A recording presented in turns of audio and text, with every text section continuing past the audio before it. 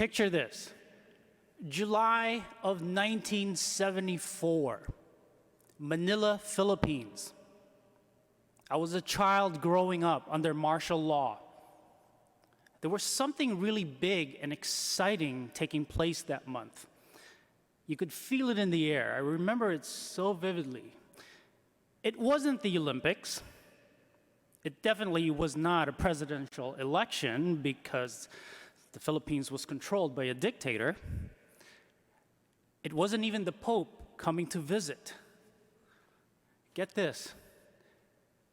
It was the Miss Universe pageant, the international beauty contest where beautiful young ladies from different countries in every corner of the world gathered in Manila to vie for the coveted title or crown. And I will never forget how everything in the Philippines pretty much stopped in its tracks, businesses, schools, etc., during the live telecast. And it was in the morning. With intense anticipation, every segment of the population, the young, the old, men, women, they were all glued to their TV sets to see which 12 names Bob Barker. Do you guys remember Bob Barker from The Price is Right? He was the host of that pageant.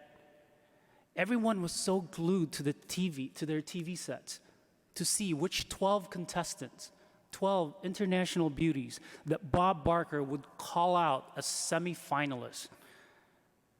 And out of those 12, of course, came the eventual winner, Miss Spain. Miss Spain, yes. And I will never forget the adults arguing, Miss Aruba should have made top, or whatever. It was just a big deal.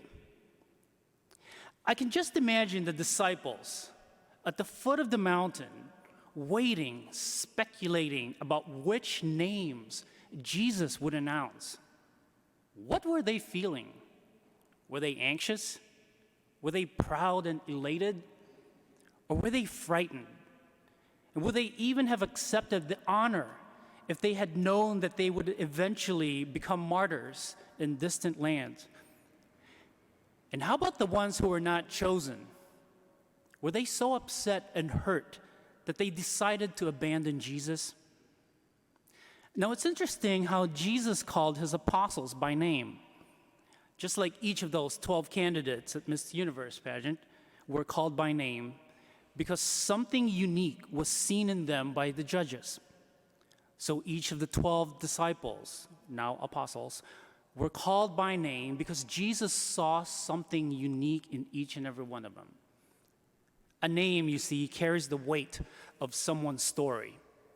The apostles were individuals, just like you and me, with their own distinctive histories, personalities, strengths, and definitely weaknesses. And one might wonder, though, did Jesus even listen well during his time of prayer? Couldn't he have seen the apostles' obvious defects? I mean, just look, you've got a denier, you've got a doubter, you've got two overzealous enthusiasts.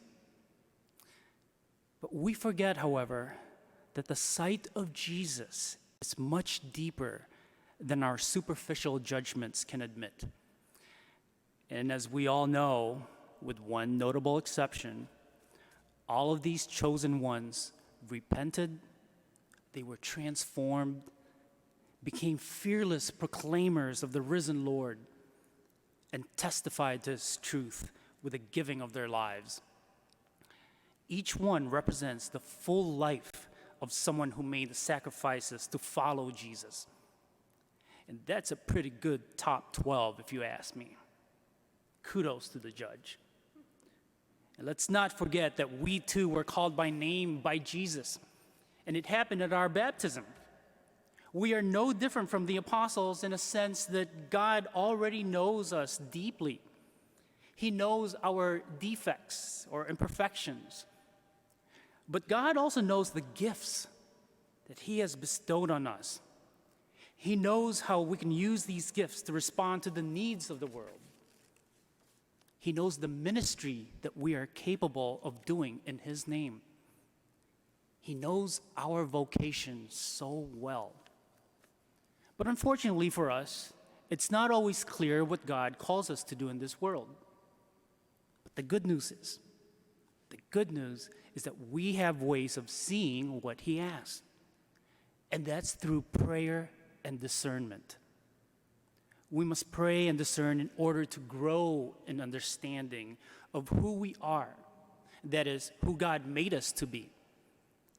Perhaps our call is humble, to do simple but loving things for the people we live with and encounter.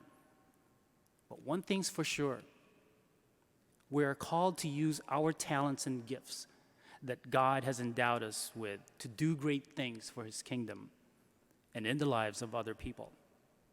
They're not meant, by the way, for personal success or gratification. God can even draw out of us what we didn't know was there. And He transforms us into His instruments in ways we couldn't possibly imagine. So as we celebrate the Eucharist today, remember that God has called each and every one of us by name to be here. He has called us to remember Him, and He sends us out. Thank you for joining us for this celebration of the Mass. This virtual Mass is broadcast to hundreds of people every day of the week. You know, over 100 years ago, the very first celebrations of the Mass took place on the second floor of the Glenview Public House. It's been inconceivable that 100 years later, we would be reaching so many people all over the world through this technology. If you'd like to support the ongoing broadcasts of OLPH's Masses, please go to our website, go to Give Central, and you'd be able to support the ongoing outreach of this virtual ministry. Thank you for your support. Most of all, thank you for joining us in prayer. God bless you.